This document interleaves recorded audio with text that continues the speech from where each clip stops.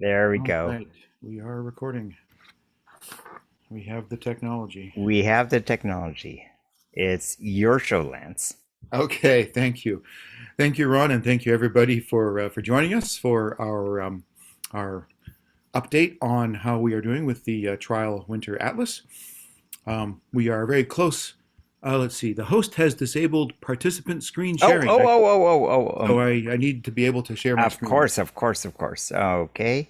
And you should now have the power. Aha! Now it works. Okay, so you should see a PowerPoint, which I'm about to go to full screen mode. Can you Yes, confirm that you see it? Yeah, thank you, yes. Lily. Okay, so thanks everybody. Let me close down. I mean, as much as I like looking at all of your happy smiley faces, it's a little distracting. So I'm going to, so you can make all kinds of goofy faces at my expense right now, and I won't notice. Um, so yeah, we're gonna start up here. So you've seen, if you've been here before, you've seen the opening slide. This shows you where we are doing a trial atlas, winter atlas this year. We have selected 13 blocks across Los Angeles County, 12 of which appear on this particular figure, and we've been checking them with considerable effort since the beginning of December, in an effort to really try to help us understand what we need to do a real winter atlas in the not too distant future, perhaps 2 to 3 years from now, depending on how everything works out. And so what is this? Again, I'm going to whip through some of this fairly briefly because we've seen it previously. But so yes, it's a survey of 13 blocks across the county, and these are blocks that were also used in the Breeding Bird Atlas in Los Angeles County in the 1990s. Um, some of the same ones. They're representative of all the different habitats, including the urban habitats, the montane, the coast, and the high desert, and so forth. We're using eBird for our data entry. And we are doing this because we're in the early stages of preparing for the next atlas. The original atlas in the 1990s, published by Larry Allen et al., covered only the breeding season. With the next one, we want to include the winter as well as the breeding season. So we want to understand what's involved with doing that. And when we did the original atlas in the 1990s, eBird didn't exist yet, but now it's in really a really valuable tool. So we want to understand how to use it for an atlas. And so we're doing a test run as we prepare. Now, one of the things that's happened as a result of this is that numerous people have asked about how they can get involved. And so the text in yellow here is meant to address that directly. So again, we're not doing the full atlas right now. It's just a test run. But as we're starting to gear up for the full one, we're going to need help from everybody all over the county. In the 1990s, all the Audubon chapters kicked in support, logistical support, financial support, a lot of effort, enormous amounts of effort with the surveys actually going out in the field. There was help from the Natural History Museum and a number of other organizations. And so we're going to be gathering all of our energy together again when we get going for the real one in the not too distant future. And yet again, here at the bottom, there's a link to more information about what we're doing and a summary of results as we've been going along so far this year. I'm going to actually bring up that website in one of the a little bit later on in the talk, so we can have a quick quick look at it. So to refresh your memory, the Breeding Bird Atlas from the 1990s by Larry Allen et al. Divided up the county into 12 broad geographic regions that are shown over here on the left. These are both figures from the LA Breeding Bird Atlas. And then within each of these regions, there are smaller grids over here on the right. These rectangles here are abbreviations for the names of the U.S. Geological Survey topographic quadrangles.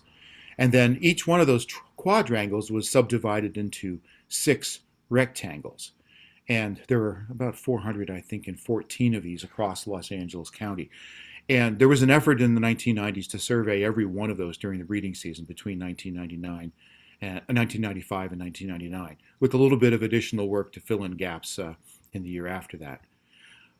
So for the trial atlas, here are the blocks we have selected. In this case, I show all 13 of them, including the one over here near Point Doom that didn't appear on the earlier figure. The The names of them are all shown over here on the right. Um, on the map taken from Google Maps, we've abbreviated them. So, for example, CRY, that stands for the Crystal Lake block, SAD is San Dimas, and so forth. And the block convention is shown up here in the top right. NW means northwest, NE northeast, and center east, center west, southwest, southeast. And so again, that's how we've been dividing up the USGS 7.5 arc-minute topographic quadrangles. Um, this is the convention that's used by breeding bird atlases that are utilizing eBird elsewhere in the country right now. And it's different from the convention that was adopted in the 1990s, where we used 1, 2, 3, 4, 5, and 6. So again, here are the different quadrangles, the different blocks we're using. There are 2 in the high desert, one that includes parts of urban Lancaster, some in the mountains, Liebre Mountain, one up here near Bear Divide, Crystal Lake, one in the transition zone along the north slope, Pacifico Mountain along Angeles Forest Highway and Mount Emma Road, suburban San Fernando Valley, suburban Pasadena, suburban San Dimas, in the heart of urban Los Angeles, the Southgate block, another one in the heart of Long Beach, one coastal, not quite coastal, but a lot of chaparral and some posh neighborhoods over here in Topanga, and then the one over in Point Dume.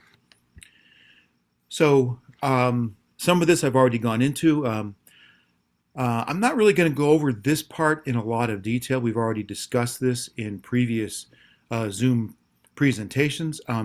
For those of you who are new to this, if you are new, just go ahead and let us know. We can pop questions into the chat, and we'd be glad to discuss things in more detail. But for the most part, I want to kind of move along to some of the results. One of the big questions with doing all of this, in addition to learning how to use eBird and learning how to parse eBird data, how to extract data from eBird and then filter it and properly sort it and all that sort of stuff, work that's been done through the heroic efforts of Ted Kyle, who's on the call tonight. We also wanted to get a sense of, for the winter atlas that we hope to do in the future, how much effort is really appropriate. So we set a goal in advance of doing this of 20 hours that we wanted for each of the blocks. We thought that would probably be a reasonable estimate, but we weren't sure. That's one of the things we wanted to check. For comparison, the San Diego Atlas, which was from 1998 to 2002, I believe, or maybe 97, they required 25 hours of effort. But in their case, it was spread out over 3 years. For our trial, it was all just this winter. And basically, to do this, we just had to go into the blocks, note the birds you were finding, enter data into eBird as either a stationary count, a traveling count, or one that covers some area. And for traveling counts, we want them to be less than 5 miles long and within the boundaries of that particular block. And we've been posting updates on the website for the Atlas regularly with totals for each of the blocks as we go along and updates on the Zoom presentations and so forth. The Atlas protocol we've decided emphasizes diurnal, that is daytime birds. So we haven't actually been counting the time before sunrise or after sunset, although that's something that we may revisit as we kind of think about how things worked and whether we should kind of relax that. I guess I was the one who decided this, and I didn't want to have a lot of time for people looking for owls. On the other hand, I'm probably the only person who would be crazy enough to do that, so it hasn't really been much of an issue. We have had some nocturnal effort, but it hasn't been something that skewed the results at all. So to kind of get to the bottom of the matter, here are the species accumulation curves for each of the blocks. And so again, the abbreviations here: CRY, Crystal Lake; HIV is High Vista. That's the one near Saddleback Butte State Park in the northeastern corner of the county out in the desert. Lancaster East, Liebre Mountain, Long Beach, Pacifico Mountain, Pasadena, Point Dume, San Dimas. San Fernando Northeast, that's the one that includes Bear Divide. San Fernando Southwest, that's the one in the heart of the San Fernando Valley. Southgate, and Topanga. So what these show you are the number of species on the vertical axis for each figure that have been found as a function of the number of hours that people have contributed to surveys in each one of these blocks. And this is a standard, biological survey technique. And one of the things that you expect to happen is that after a certain amount of effort, the curves flatten out. You just stop finding new species. Or if you do find them, it takes a considerable amount of effort to find them, which tells you you're probably better off looking somewhere else in some other area for things there instead of where you have been. And broadly speaking, we can see that with these figures, particularly over here on the right. So for example, this one here at Point Doom, so we've got about 80 species there. And it's been at about 80 species for a while. So the number hasn't gone up dramatically, even though we've added about 6 or 7 more hours since the update a few weeks ago. The Pasadena block up above here. This curve looks a little weird. It went up and then it went down, which may make you wonder what's going on. And the reason why that happened is because there was a checklist that we included initially that covered 30 miles and it had birds from all over the place, and they really weren't limited to Pasadena. So after we realized that, we tossed it out, and so the next time the number went down. But then it's crept back up. However, for the most part, it's relatively flat. Um, and I would point out the horizontal scale on this. There have been about 300 hours of effort that have been put into the Pasadena block. And I think a lot of that's just because there are some very popular places to go birding within the Pasadena block. For example, the lower Arroyo Park south of the Rose Bowl, the Caltech campus, Johnston Lake, been a lot of great checklists there. Half of the Caltech campus, and some other suburban parks. So a number of the plots over here on the right show that the curves are flattening out or nearly so. Some of them are still slowly climbing, like this one over here in Topanga. But you look how much effort there is there. It's almost 75 hours of effort. So I mean that's long since done. So yes, we may add more things there, but it'd be better to spend time elsewhere. If we come over here to the left, the situation is a little bit different. For example, the La Habra Mountain Northwest, that had plateaued for a while. And then Kathy and I went there last weekend and we found 5 more species. Um, so, and I think basically it's just a matter of nobody had been there for a few weeks. And so, there were some differences relative to last time. And, a fresh set of eyes a little bit later in the winter and also under very warm conditions may have played some role. Um, One of those birds, though, was a bit of a ringer because one of them was a chucker that had almost certainly been released by the Tejon Ranch Hunt Club, which was right next to the place where we found the chucker in the talons of a red-tailed hawk. The chucker did not live much longer after we saw the hawk fly in with it, but we put it into the eBird list just to document that it was there. So for some of these blocks, you can see though the numbers are. Number of hours of effort are really quite high. Long Beach is like that as well. There have been over 120 hours of effort. And the number of species is still creeping up.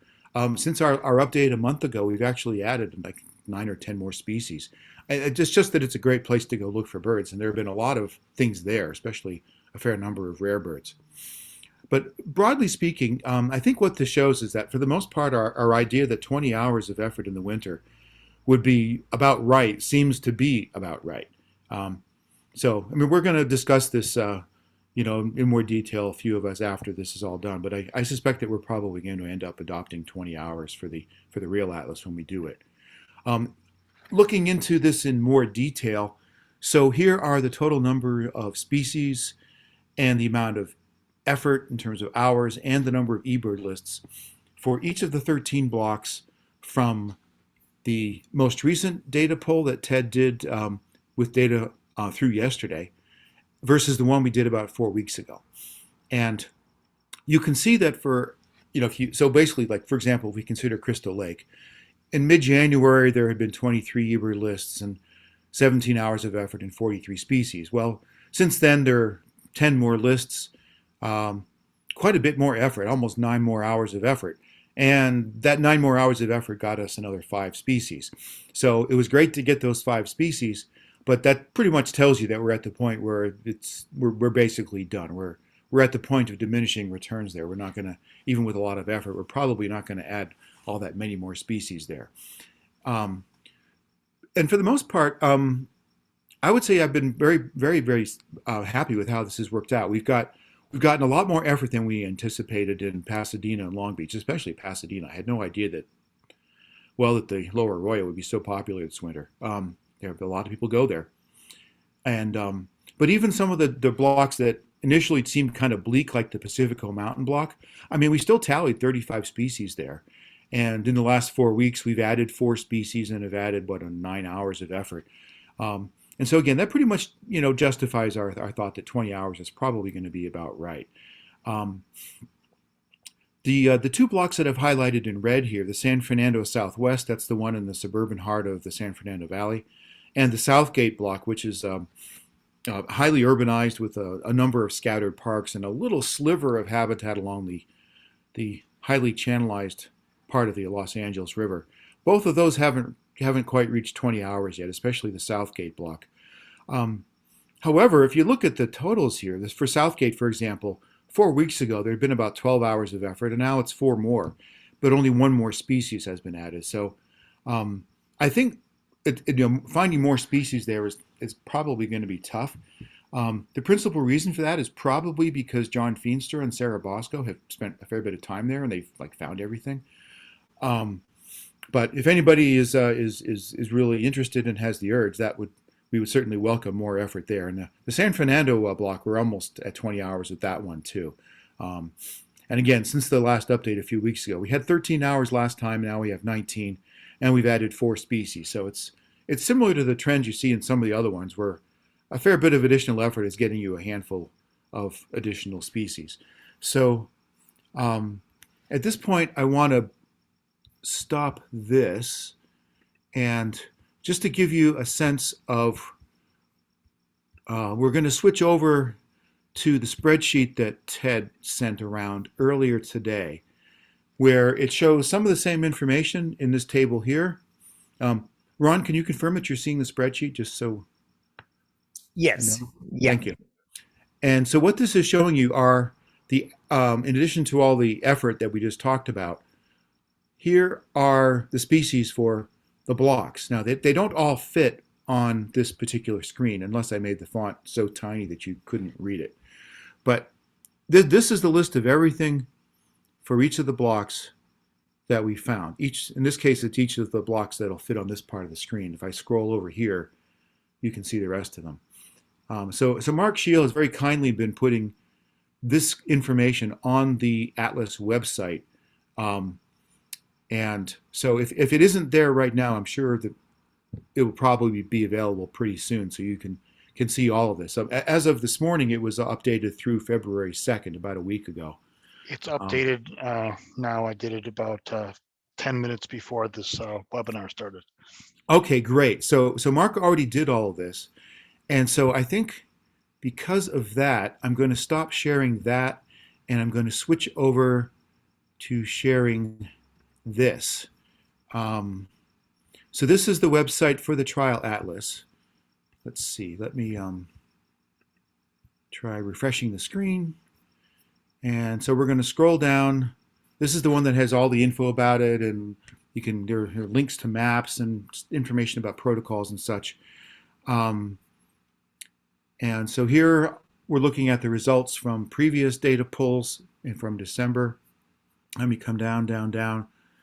And so here we are. So this table here tells you what had been found as of a week ago, and here's what we are today.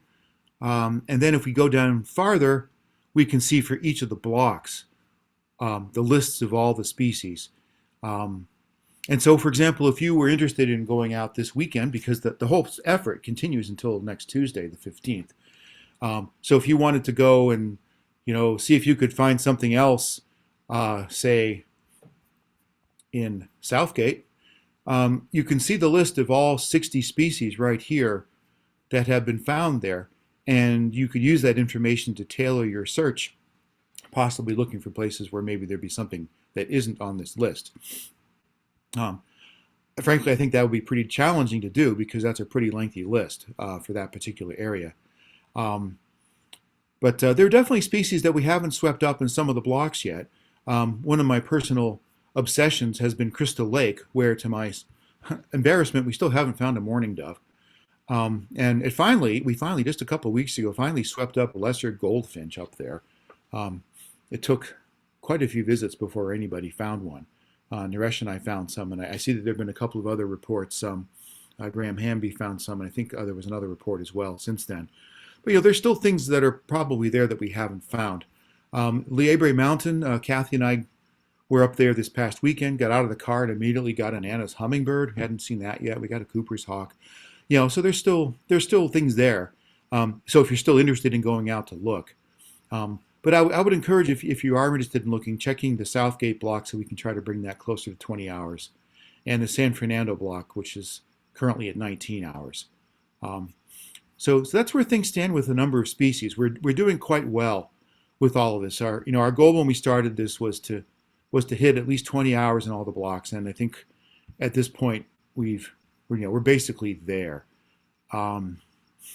So let me go back to my PowerPoint, because there were more things there that I wanted to discuss. So I wanted to address a few other topics. Now, these are basically reminders so that I wouldn't forget to mention them.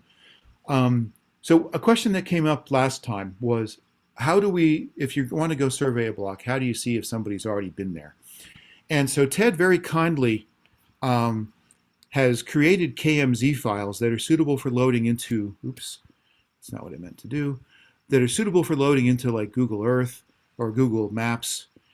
And so we're going to go back to the Trial Atlas website, assuming that I can, did I close that down?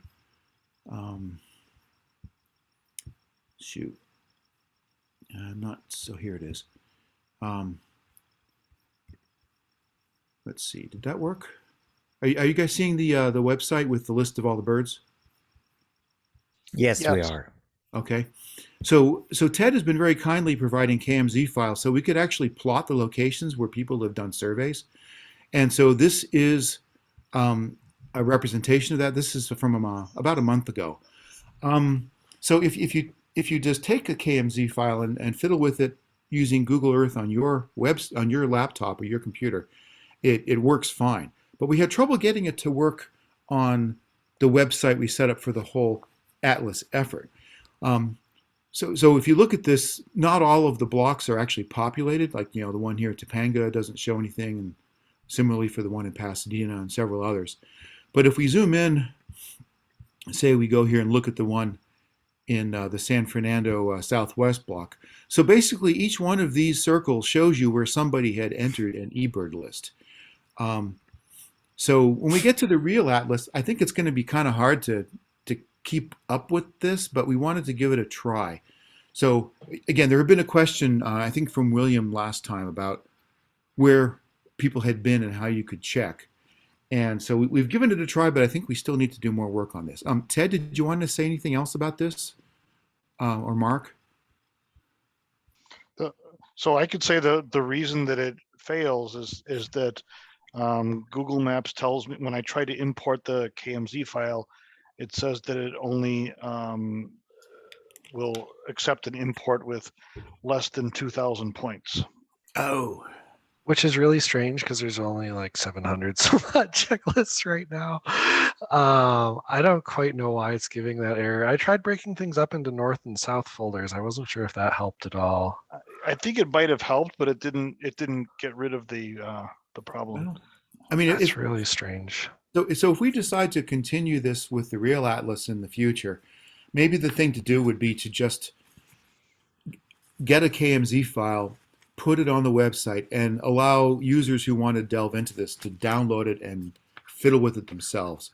But I will, of course, if you look at this part, this is one of our maps that we've created with basically with critical help from Ted and Mark. And so again, if you zoom in here, this is one that shows you the blocks that we're using, and the big blue buttons here are the locations of eBird hotspots within the block. And so, I didn't talk about this earlier tonight because we've mentioned this before, but since I'm here, I wanted to mention it again, that if you're out in the field, say you were in this block, and you could bring up this website on your smartphone and bring up this map on your smartphone, and it will show you where you are. Now, I know a couple people have told me they've had a little bit of trouble making this work.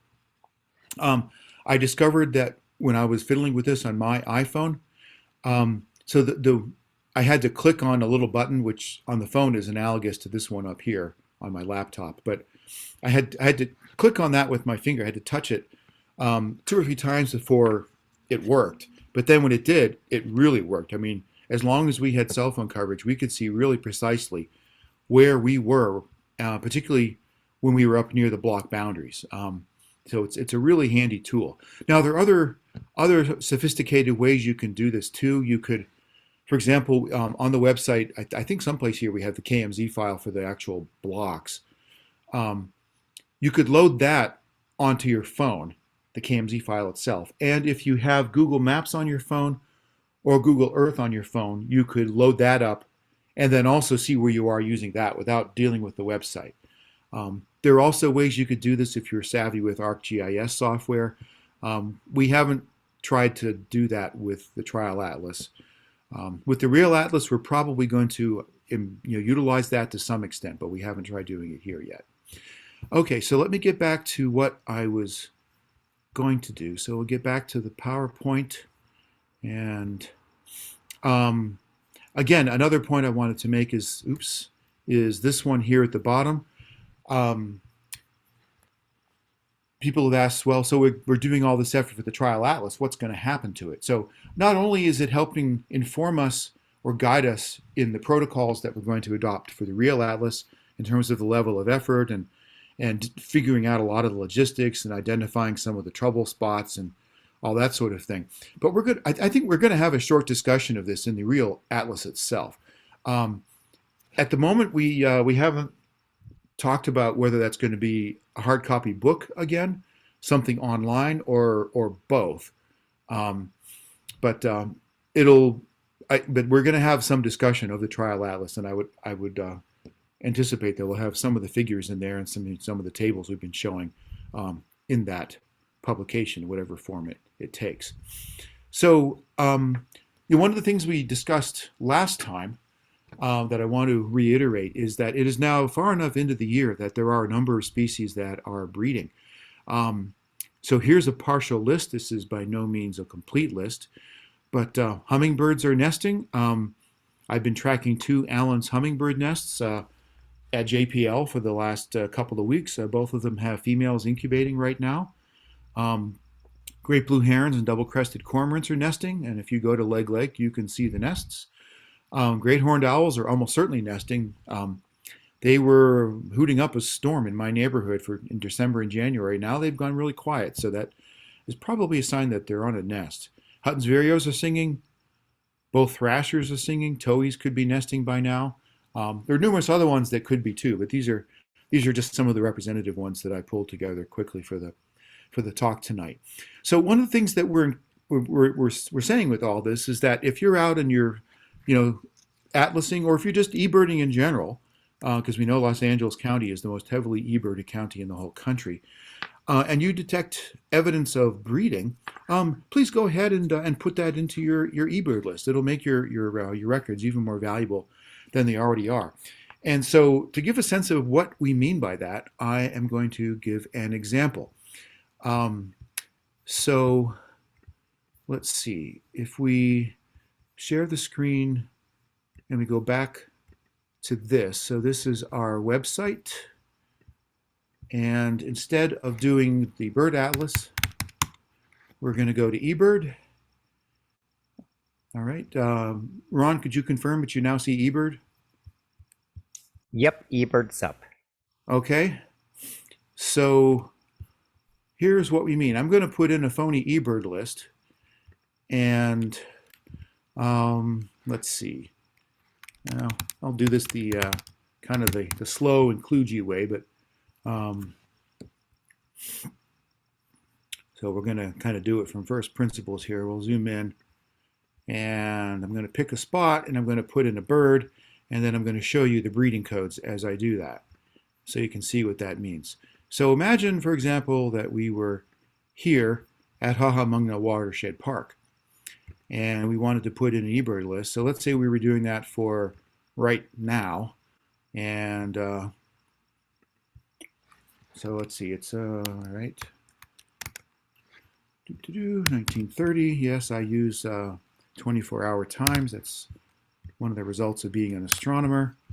So let's say that we heard, say, some great horned owls. And then with the breeding codes, so this thing right here where it says breeding, that's the thing I'm talking about.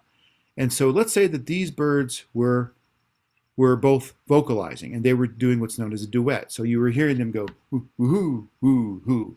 And you were hearing this at two distinctly different pitches. The higher pitch is the female, the lower pitch is the male.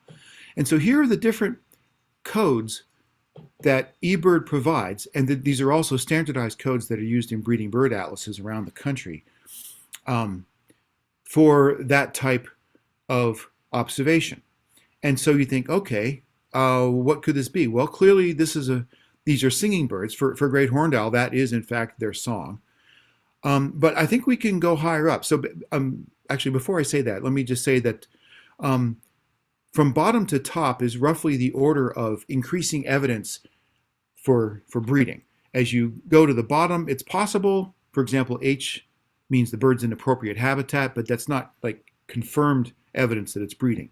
But if you're up here, there's a nest with young in it, they definitely are breeding. And so within the breeding bird atlases, the three broad categories are possible evidence of breeding, probable evidence, and then confirmed evidence. And so for the birds that we're seeing now, definitely they're singing, but I think we can actually say something more than that because there's definitely a pair of them in suitable habitat because there are two of them. And if you're hearing them close to each other, you could say that.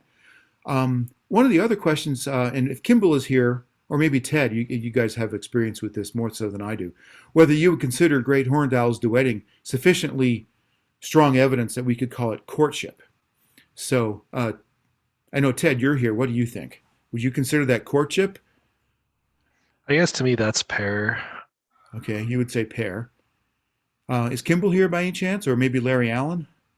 No, I'm here, and I would go kind of back and forth, but I would probably just stick with a pair because courtship, you might need to observe a little more than just hearing them calling back and forth. But it's a fine line. Right. And eventually, I mean, if they're there the following week, that's going to be, present 7+ days, or you're probably going to get higher up on this list at some point. But right. And so one of the, so I think for this we would probably call it a pair. Now, one of the things that was happening in my neighborhood like 2 weeks ago was that I was hearing multiple pairs duetting simultaneously from different directions, and the male-female pairs were vocalizing close to each other in both cases, both pairs, but they were clearly in separate directions. So one of the questions I have for you, Kimball, would you call that a territorial defense, or would you still stick with pairs?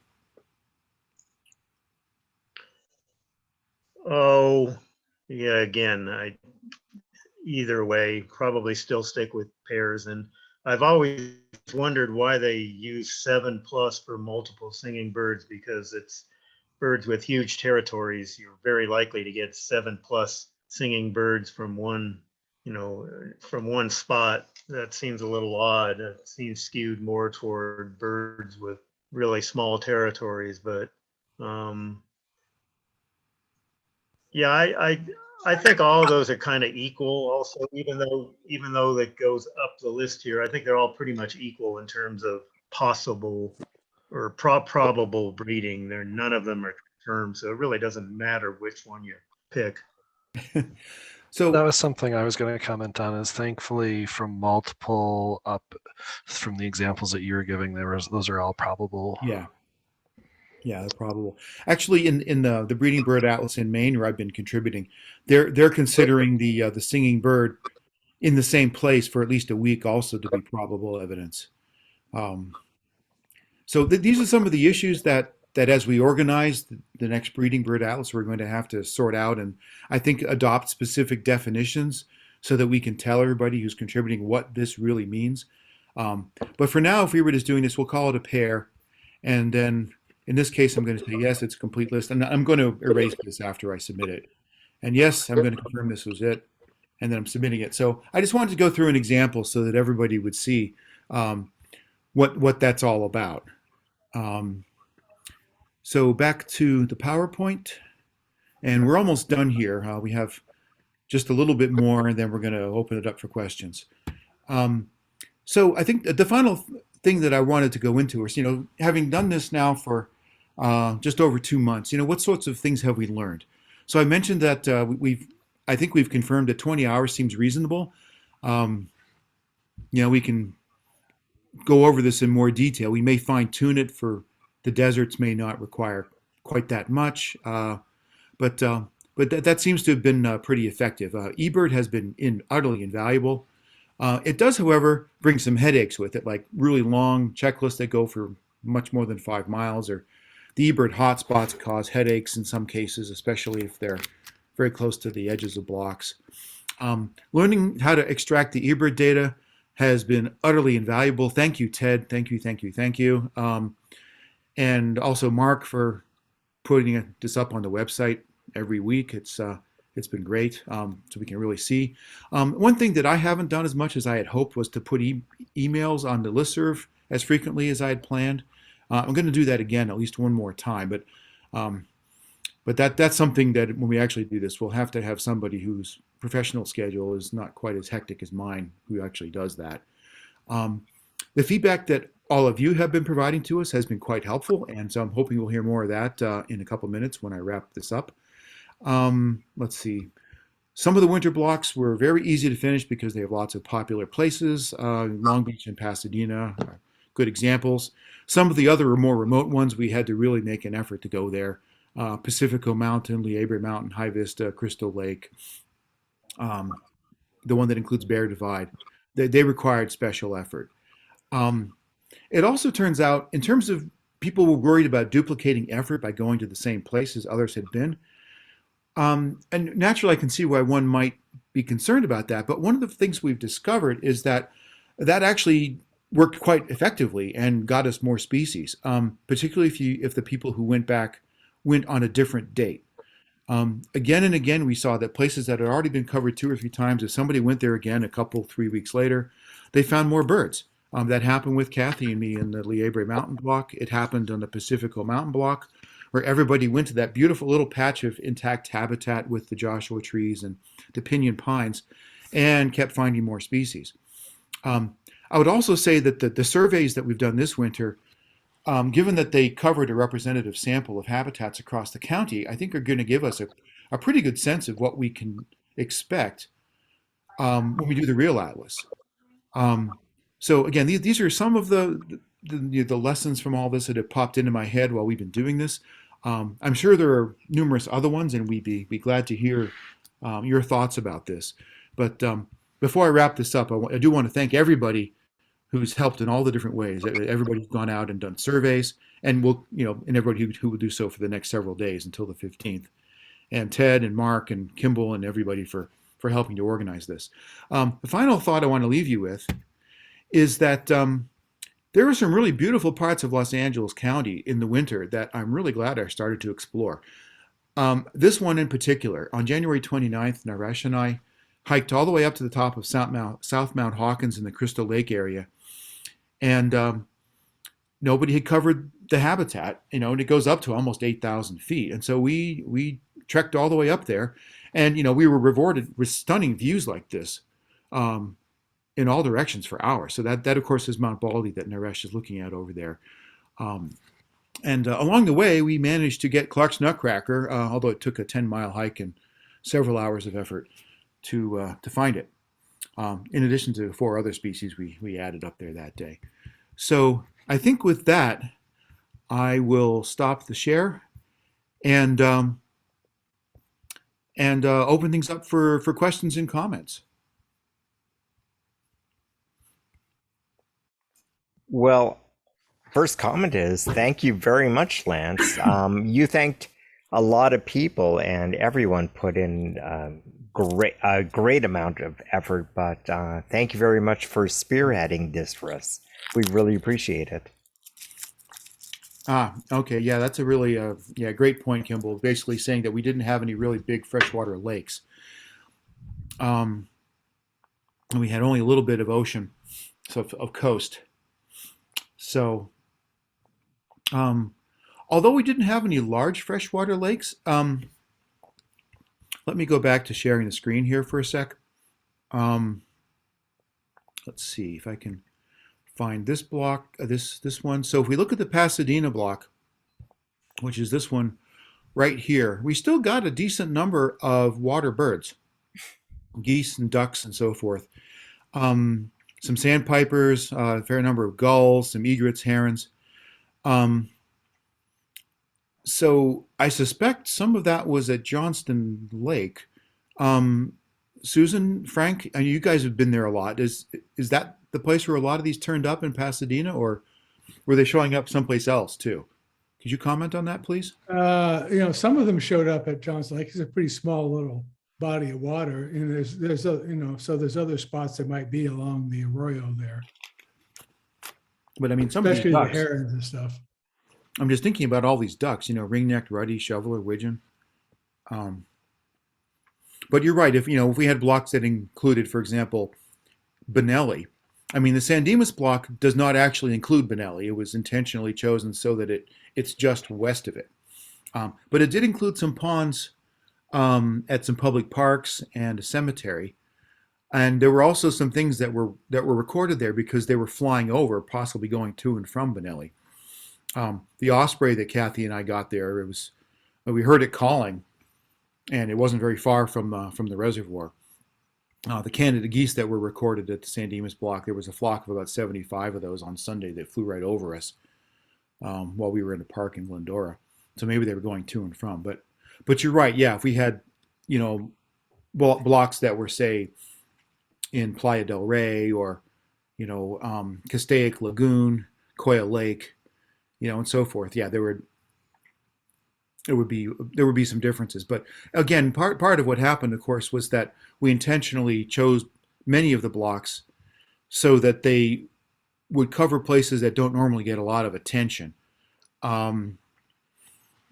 In parts so that people would start to look there. So Naresh points out that Pacoima Reservoir is in the block. It's a hard one to access.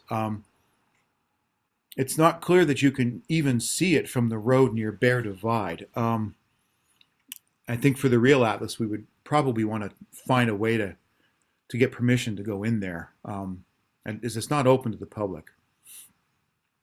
Let's see, Alex, you asked about where we can see lists from today.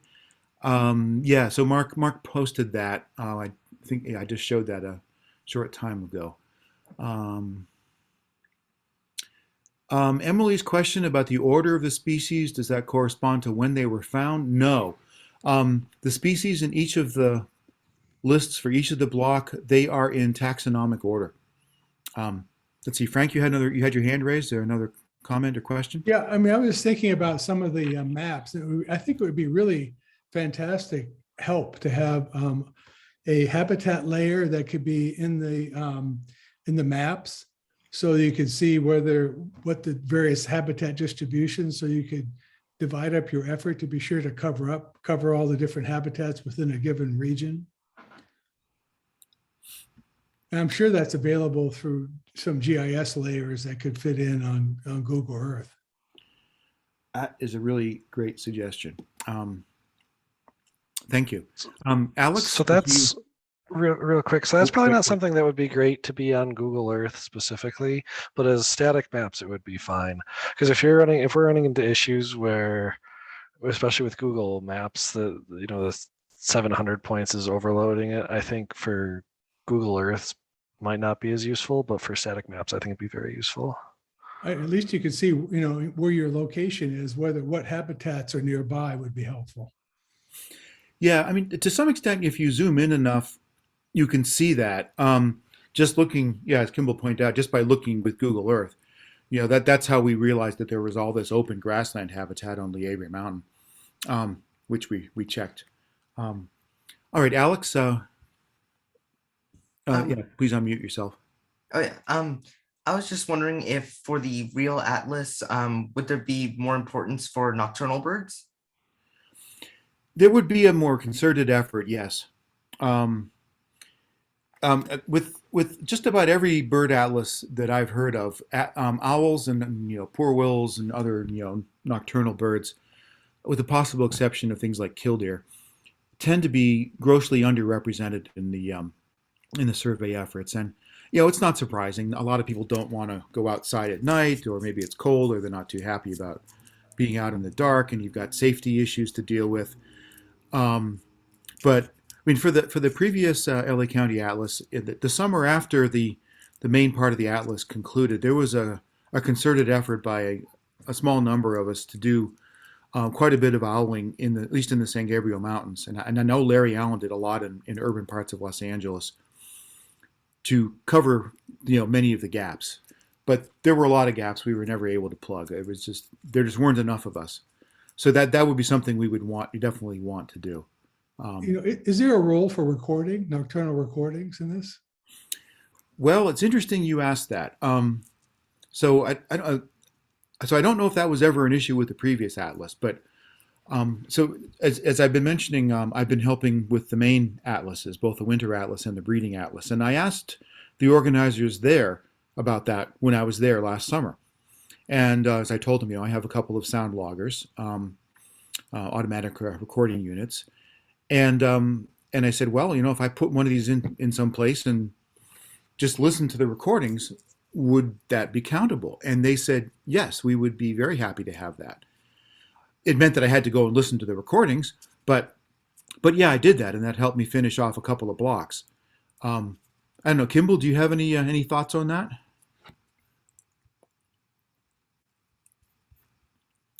Yeah, you might be muted if you're still there. Okay, I guess maybe Kimball isn't with us. Okay, so For what it's worth, in the Wisconsin Atlas, we had a requirement of at least 2 hours per block had to be nocturnal. Okay, well that's I think a reasonable minimum. It's across all the blocks in Los Angeles County. That's going to be a lot of work. And you probably run into bigger safety issues. I know that even just within Milwaukee, people weren't really so inclined to do some of the nocturnal surveying. But on some of those, you can just pass them by, I think. Yeah, I know that Larry Allen dealt with that with the Atlas in the 1990s. He did in fact survey much of urban Los Angeles, and he told me that he typically did it between like 3 and 5 in the morning when hardly anybody was awake. So let's see. Let me get to William's comment, and then I'll come back to you, Lily. So the actual atlas is going to cover the entire county. We're going to try to do all 414 blocks as we did in the 1990s. Now, some of the atlases in the states, where there are a lot more than just 414 blocks, can't cover all of them. And so they designate some of them as priority blocks and others that are regular blocks. And they try to encourage people to finish the priority blocks. But Los Angeles County is small enough, and there are enough of us here that we're going to do all of them. And that's what happened with the last atlas. Now, because of the way the USGS topo grids are laid out, some of these areas aren't complete blocks, but we'll try to cover all of them to the best of our ability. So Lily, what was your thought? So you mentioned the priority block. So which blocks do you think need more attention, and then how will we maybe compile more information, or like how should we rate the priority blocks? And do you think there's a blocks we probably should put more attention to, even though we should have attention to all the blocks? So which ones do you think?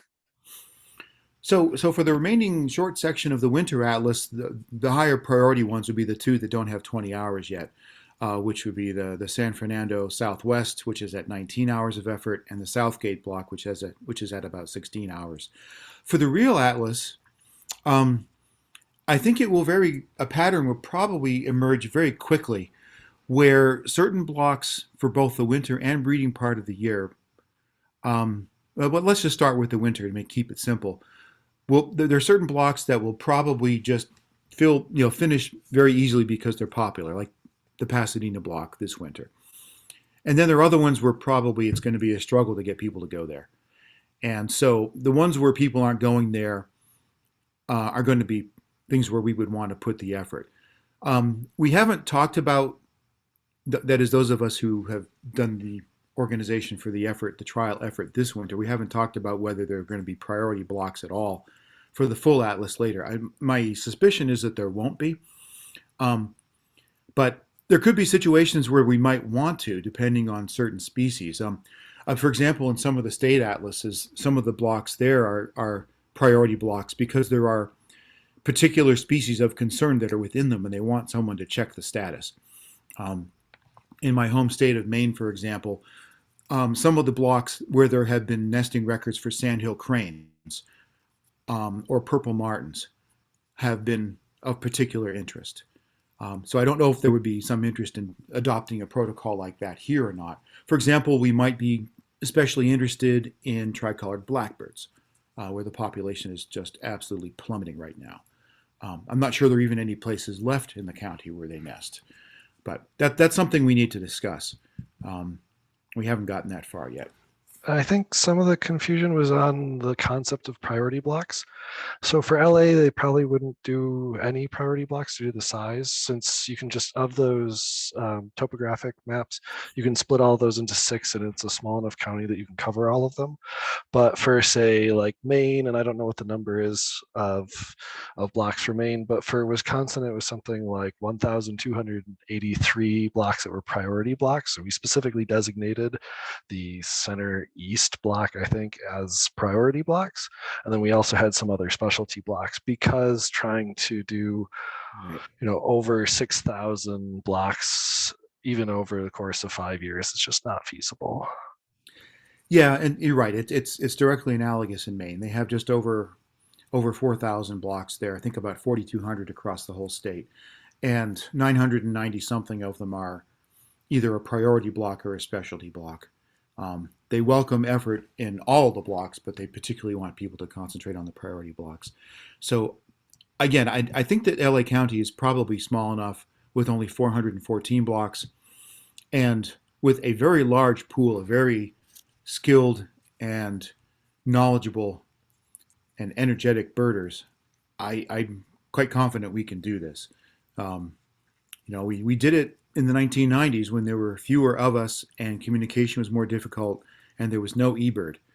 And now with eBird, we can get very quick turnaround as to how we're doing, how our results are progressing. The